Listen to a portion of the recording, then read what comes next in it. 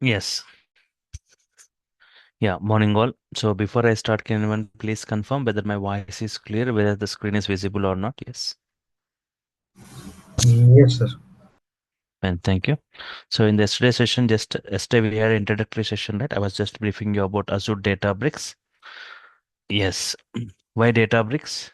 So it provides a Spark cluster. So cluster is nothing but a group of nodes, systems connected in a network. Group of nodes, systems connected in a network. There are two types of nodes. There are two types of nodes. Driver node, worker node. Driver node and worker node. For example, if you've got 20 node cluster, in that one will be driver and all the remaining will be the worker nodes. Data will be distributed across multiple worker nodes. Data will be distributed across multiple worker nodes and is executed by multiple worker nodes parallelly. And is executed by multiple worker nodes parallelly, right?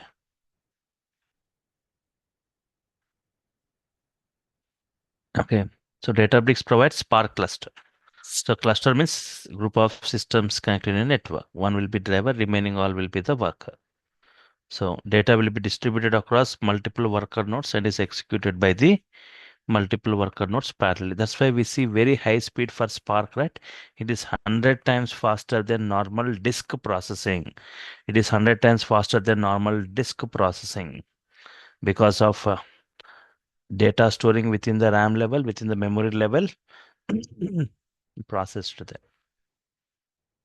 Spark just in-memory computing. Spark has got in-memory computing feature and has got MPP, massive parallel processing. It has got massive parallel processing. Mm. So as I was saying that if you have got some 100 node cluster, it is processing 1 TB of data at a time. Tomorrow, if your data volume has increased, if same cluster you used, same speeds goes down. So to achieve high speed, we need to scale up the cluster. We need to keep on increasing whenever data increased, right? So we are adding some 50 new nodes. Again, after 1 month, again data increased. Again, 50 new nodes added. Every time scaling up the physical data center is a complex task. So the solution, right? Same cluster in the cloud and that too with auto scaling feature. That too with auto scaling feature. Who is providing this? Who is providing this, right? Databricks. Who is providing this? Databricks is providing. Hello. Da- yes. My name is Baba. I have one query. So, see, I have one worker, sorry, one one master and 10 worker nodes. If Mm. tomorrow it is scale up, so it will increase only the workers or it will increase both, Number of workers will be increased. not masters. Master only one driver will be there. While defining that only should be there. The Uh, one will be the driver, remaining workers will be keep on increasing. Means what we say horizontal scaling, right? We say like horizontal scaling. Horizontally you can keep on horizontally unlimited scalability, we say. Horizontally unlimited scalability means this is your master or the driver. Today you got this many slaves. These are your slaves. These are your slaves. Hmm? So here today you have got very less number of slaves. Tomorrow your data volume is increased. Tomorrow your data volume increased means your number of systems nodes also to be increased. Means horizontally you can keep on increasing the number of workers. okay, not masters. Master will be only one. Okay. While creating the clusters in that time, right? Yes, yes, yes. Okay. Sir, I have one more question Mm, here around mm. with the master node. So, actually, what is the functionality of master node? Is it monitoring the nodes, or I mean, exactly wanted to know what it will do, master node, as it will going to See, monitor or how it okay. will. So okay, okay. So actually, I'm supposed to discuss it in the coming sessions, but okay, Okay. as you asked, so very simple, right? Say for example, uh, Come back to the previous one, right?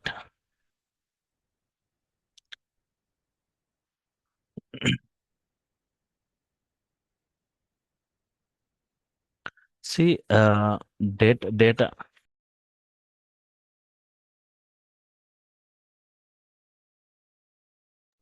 Yeah, same.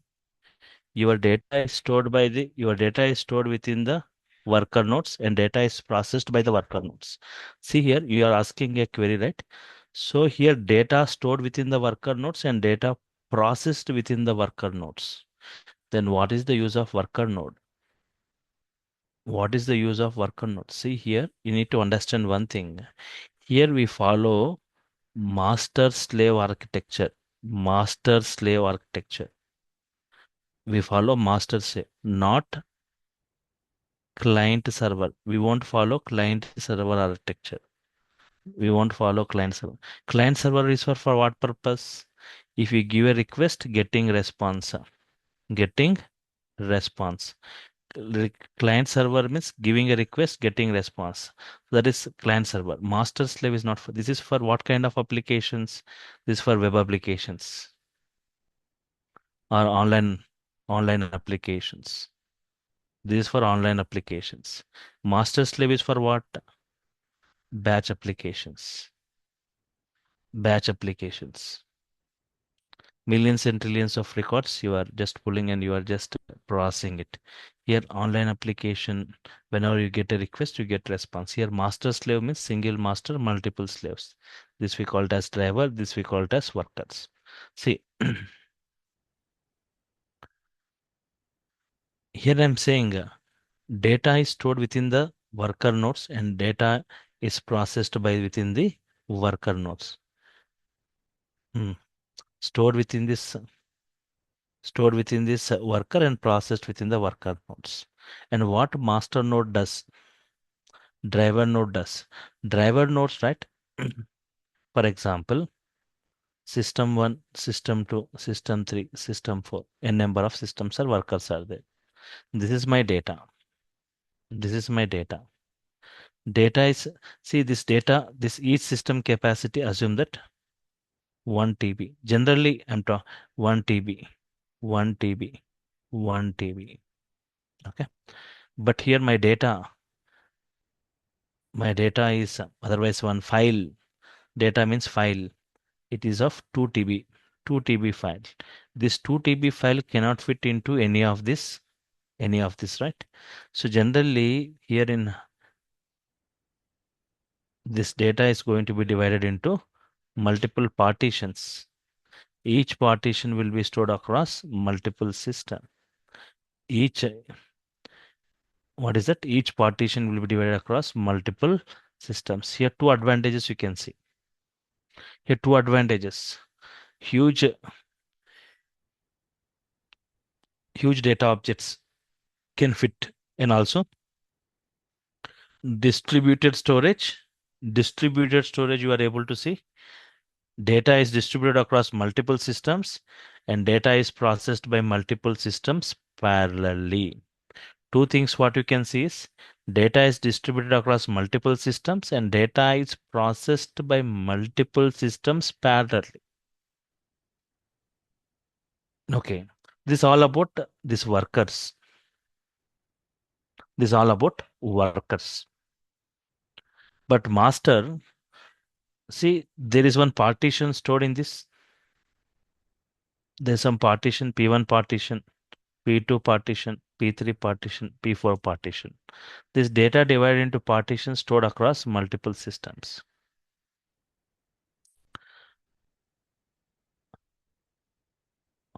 Master assigns tasks. Master is going to assign tasks. T1 task, T2 task, T3 task, T4 task. Four tasks. What are the four tasks? Executing this P1 partition task 1, P2 partition task 2, P3 partition task 3, P4 partition task 4. Who is assigning? This driver, master. Driver node assigns the task. Who should execute? This worker nodes. After that work is done, after execution is done, it gives acknowledgement to the master. What master will do or the driver will do, it will allocate the next job. Will allocate the next job. And suddenly here even this master also handles fault tolerance. If any system goes down, then that task is allocated to any of the other systems who master driver. Fault tolerance. If any system, multiple systems running parallelly, if any system goes down, then the task of it will be assigned to any of the, that is what done by master only. Load balancing. All the workers should be given the equal load. It balances the load. Who? Master. Load balancing it does. Load balancing, fault tolerance, task assignment. And before executing a task to a particular worker, it says health monitoring. 1, 2, 3, 4 tasks. Health monitoring. See, it checks all the systems, what is the status of their health before assigning the task. So, what are the driver responsibilities?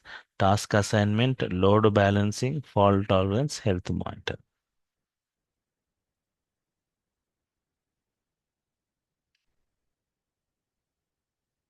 Okay, fine. So, this is what master slave architecture. Master takes care about the entire job. Workers, under workers, right? They will Sir, be executing. I Yes, do have yes, another question regarding with the yes. master. So let us say all the system is fine, nodes are working. So if in case, because obviously there could be a situation node can fail, or and that can be the task will be assigned to some other node by the master. Mm-hmm.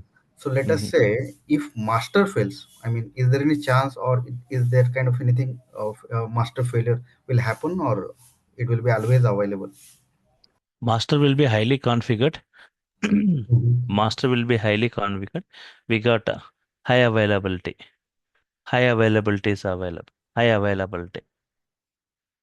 Okay. Mhm. If anything is there, again, high availability is available. So here, master will be always will be highly configured, but actually, master during the processing, all the workers will be running. All the workers will be running parallelly, executing a particular job. Yeah. All the workers are executing a particular file. The file data is divided into partitions. The partitions are distributed across that.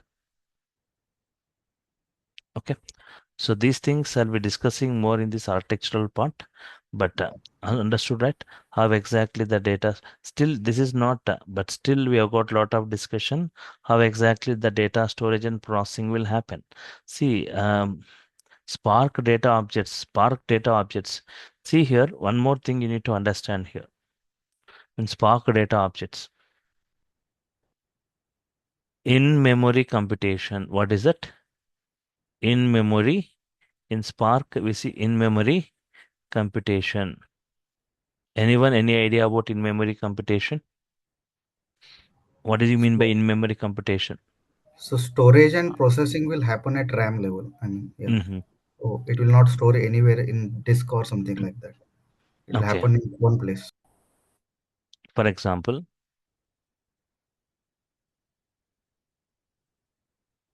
Spark data objects. Spark data object. Mm. See, generally we say data flow here. Spark, in Spark, for example, data flow we say.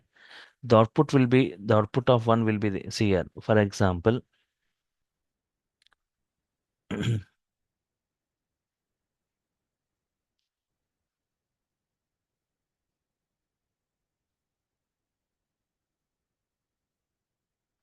in Spark data objects we call it as RDD.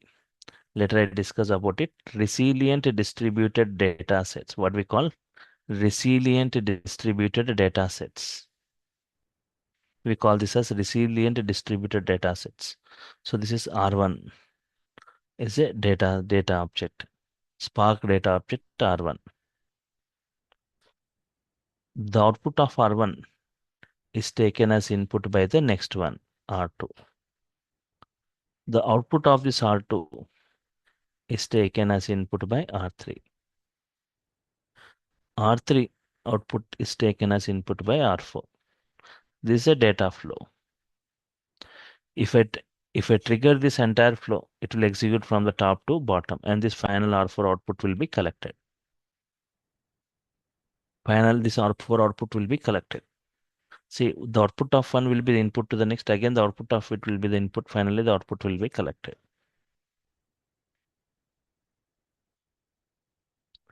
Understand here, Yes. R1. Understand here, R1, 2 TB. R1, 2 TB size. R2 also 2 TB. R3 also 2 TB. R4 also 2 TB. 8 TB data. 8 TB means that much huge RAMs. See, whenever you are storing this R1, R2, R3, R4 into the RAM, this R2 into the total RAM will be full. Total RAM will be full. Now there won't be any data for the incoming data objects to get stored. Once if you are storing this R1, R2, R3, R4, all the total RAM will be full. So how it is going to be processed, you see, observe how it is going to be processed. First Spark data, first one, RTD1, R1 I'm saying. RTD is nothing but Spark data objects. First, it will be divided into multiple partitions. It will be divided into multiple partitions stored across multiple worker nodes. Once the total processing is completed, its output is taken as input by the R1, R2. The next one is taken as input. Once R2 loaded, computed, once R2 loaded, computed, R1 and its partitions, everything will be removed from the RAM automatically. Once R2 is ready. Once R2 is computed, its output, the input is given to R3. Now R3 loads, computes. Once it is ready, R2 and its partitions will be removed from the RAM. Similarly for R3, R4, this output taken as input. When it is taken, it's computed, loaded, R3 removed from the RAM. Finally, R4 output. You are collecting the R4 output. You are collecting the R4 output. Once the output is collected, R4 also removed from the RAM. Now, how many are there in the RAM? How many are there in the RAM? How Total many RAM are is there? RAM is empty now empty. Yes. because Yes. your total flow is executed, your execution is done, no objects in the RAM. You can trigger the next flow. You can trigger the next flow. Means if you keep on loading these data objects, right, into the RAM, there won't be any space for the upcoming RTDs. There won't be any space available, memory available for the upcoming objects. So they get loaded, removed, loaded. Once the output is collected, everything is gone. You can trigger the next flow. In the next flow also the same thing. First data objects divided into partitions, stored across multiple worker nodes, processed, the output collected by the next one. That also gets loaded, computed, executed, and this way it takes, the flow executes.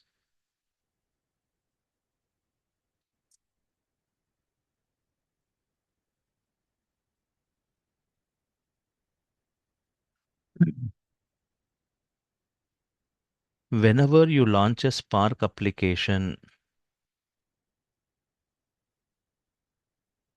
and one more thing you need to understand is driver executor we have got. We have got a driver and executor. Driver, see, these are, we have also got a process. Executor is a process. Process means, yes. See, whenever you launch a Spark application, driver process is, driver is created. Driver process. Now, I'm not talking about this nodes now. Now, internally, the processes which will be running. So here, understand here, this is your worker node. In this worker node, your data is divided into partition. Your data file, data is divided into partitions. P1, P2, P3. P1 stored in this worker, P2 stored in this worker, worker 2, P3 stored in this worker, worker 3, worker 3, sorry, P3 in worker 3.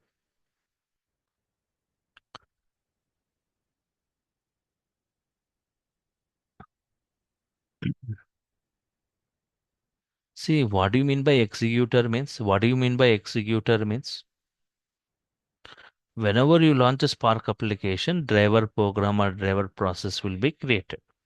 What it is going to do means, it is going to provide logic to this P1 partition 1. It provides logic. This provides logic. They provide logic. Who provides logic? Driver provides logic. Logic. It provides logic to partition 1, partition 2. Who provides logic to each and every partition of the data? Driver provides the logic. And the execution of this partition 1 along with the provided logic is carried out by another program called executor. The execution of this P1 partition along with the provided logic is carried out. Executor 1. The execution of this partition P2 along with the logic is carried out by executor. Executor. Okay. Try to understand here. In Spark, internally we got a driver and executor processor programs created. Driver and executor. See, previously driver is the master process. Executor is the slave process. I'm saying process, it's a program. So here, understand your data divided into partitions, the partitions stored across multiple workers. And this driver provides logic to each and every partition. And that execution of this partition is carried out by another program called executor. See, execution of the P1 partition with the provided logic is carried out by executor 1. The execution of P2 partition with the provided logic is carried out by executor 2. With this one, executor 3. Means, if you see how many executors required, total number of executors required, how many? Total number of executors equal to total number of partitions, right? Total number of partitions. If your data divided into 10 partitions means how many executors required? Hello? 10. 10 partitions, 10 executors. Execution of this partition, we call it as a tasks. So in Spark, number of tasks always depends on number of partitions. Number of executors also depends on number of. So the finally what I'm going to say in Spark, number of tasks equal to number of partitions equal to number of executors. Executing this P1 partition, task 1. See, P1 partition, to execute this P1 partition, that is task 1. Who executes this task one? This P1 partition, executor one. P1 is a partition. Executing this P1 partition, we call it as task one. Who should execute this P1 partition? Executor one with the provided logic. Who provides the logic? The driver provides the logic. Similarly for P2 also. P2 partition, nothing but task 2. Executing this P2 partition is nothing but task 2. Who should execute this? Executor 2. So here, in the same way, number of, if 3 partitions, 3 tasks, 3 executors. If 10 partitions, 10 tasks, 10 executors. That is the form. Here in Spark, always the task depends on how many partitions, those many executors. Actually, I doesn't want to discuss all this as of now. Later we'll have a discussion about this. Right. Now,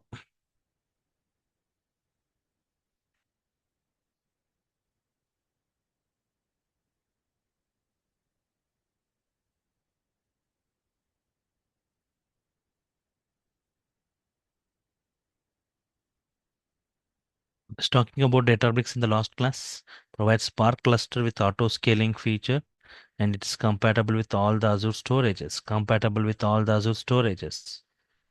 That's why Microsoft and Databricks collaboratively they launched a new product called Azure Databricks. They launched a new product called Azure Databricks.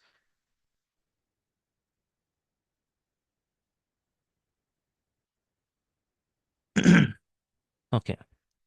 Azure Databricks, it's a Spark cluster with auto scaling and compatible with all the Azure data storage services. So I was saying the speed of Spark 100 times faster than normal disk processing. So if you have taken, Yahoo has already conducted a test to check the speed of different things. Has taken a table of 100 TB of 1024 columns. Time taken by different databases. Oracle, MySQL, Teradata, Netezza, Hadoop. Spark is 100 times faster than all this. Okay.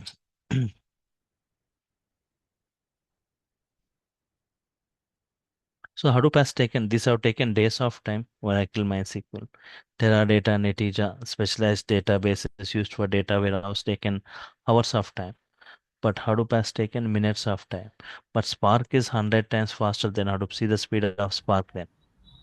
Sir, Already, I have one question here. yes. um, the example is a beautiful like 100 TB. So in this case, just it's the general question I come to in my mind. So what is the RAM is required to process this data 100 TB for data? I mean, it's a Here, no, 100 TB RAM here, size. see Or, here, all these they are not in memory computing systems. Mhm. All these are not in memory computing. I'm just saying this the test was conducted on these things, not on Spark. Mhm. Mhm. But if I'm saying that Hadoop has got that much very high speed, right, as compared to this databases or this specialized databases, right? They have taken Mhm. days and hours. Hadoop has very high speed, 3.4 Mhm. minutes. When compared to Hadoop, if we compare the Spark speed, Spark is 100 times faster than Hadoop MapReduce. In Hadoop, MapReduce execution happens, so Spark is 100 times faster. I'm saying I'm comparing Hadoop and Spark. Okay, here Spark is in memory. All these are not in memory computations. Okay, so here, here Spark with Python implementation we call like PySpark. Why PySpark? Need for PySpark.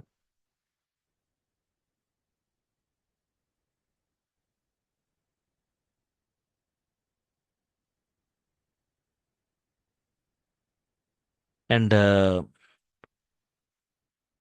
okay, PySpark job market. If you see currently, see Spark or PySpark is a open source distributed cluster computing framework.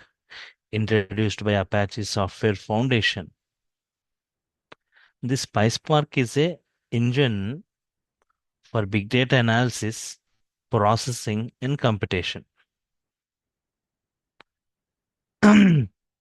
PySpark, I can say it's a Python API. It's a Python API to use Spark.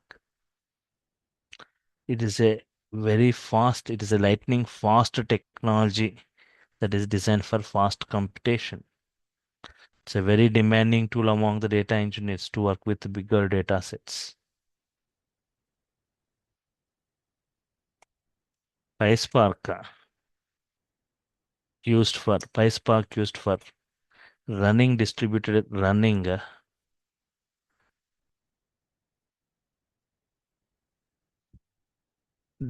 SQL,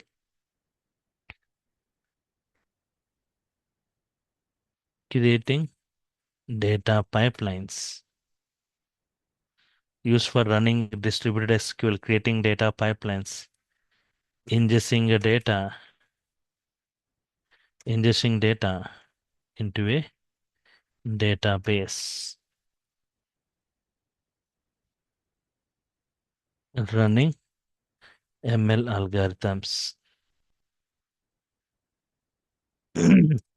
working with graph data,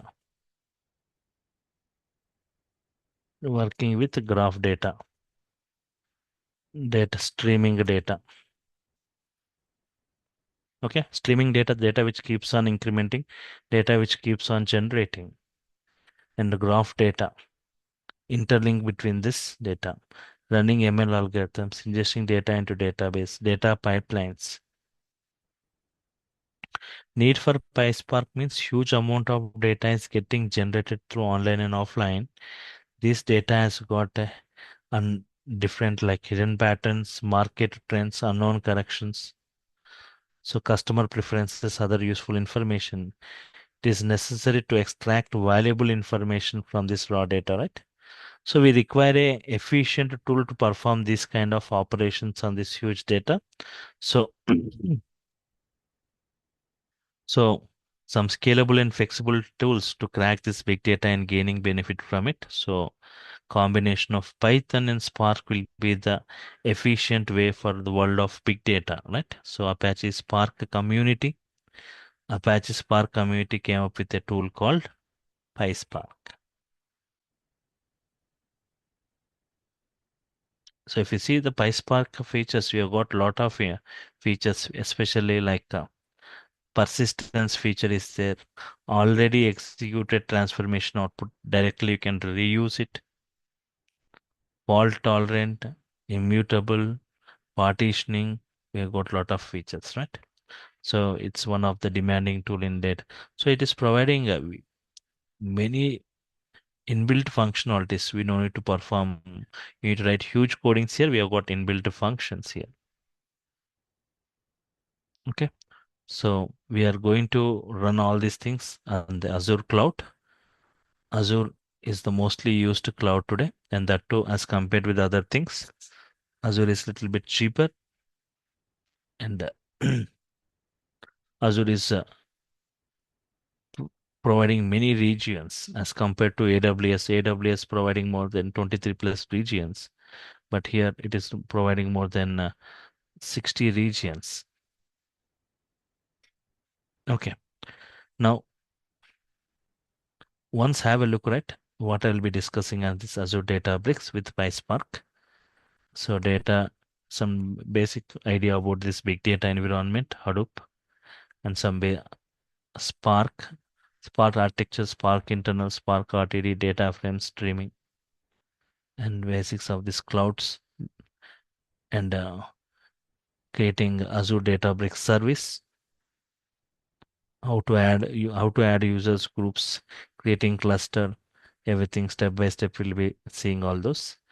Databricks cluster management, displaying, starting, terminating, deleting a cluster, types of clusters, all purpose job cluster, the differences, cluster modes, Databricks utilities, credential utility, data utility, file system utility, Databricks integration with the blob storage, PySpark SQL data frame. All this is PySpark min-built functions, right?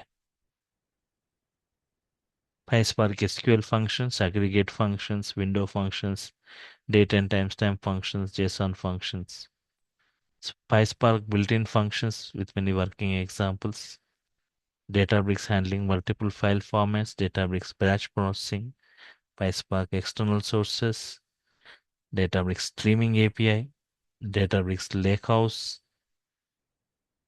workflows in Databricks, scheduling Databricks jobs. So in this way, we'll be discussing in brief about this entire Databricks with PySpark. You'll get a great command, a typical 4+ years experienced person, how much knowledge you'll be getting that amount of knowledge, right? So as I said, job market of this PySpark. So if you see huge demand for this data engineering and data science courses today, if you see the job role, if you see for this data engineers, the job roles increased by 28%. Okay. And also companies are paying huge salaries. Even you can expect 1.5 times more than the other technologies, right? The packages. Okay. One second. Offerings from my side. Okay. From tomorrow we'll be starting with the actual things. From tomorrow we'll be starting with the actual course, right? Yesterday and today just I was briefing about this.